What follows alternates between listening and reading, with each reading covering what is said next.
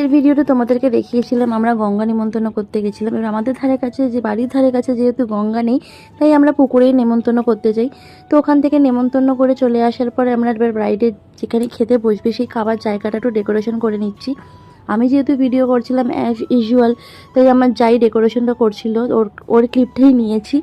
তো এদিকে ও তো খেতে বসে গেছে। এবার আমি তোমাদের সাথে শেয়ার করব ওর আইবুড়ো ভাতের মেনুতে ঠিক কী কী আইটেম ছিল। তো প্রথমেই পড়ে গেল পাতে সাদা ভাত, গরম গরম ধোয়া ওটা সাদা ভাত, আর তার সঙ্গে ছিল ভেজ ডাল। আর ভেজ ডালের সাথে ছিল গরম গরম বেগুনি।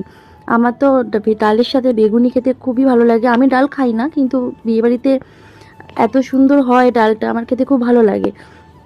তারপরে ছিল পাতে কাতলা মাছের কালিয়া আর চিকেন কষা, আর চাটনি মিষ্টি পাঁপড় এগুলো তো থাকে। আমি এগুলো খাই না, আমার ভিডিও দেখতে দেখতে মানে তোমরা জেনে গেছো। তো যাই হোক, আজকের ভিডিওটা এখানেই শেষ করছি। দেখা হচ্ছে নেক্সট পার্টে। ততক্ষণ ভালো থেকো, সুস্থ থেকো, টাটা।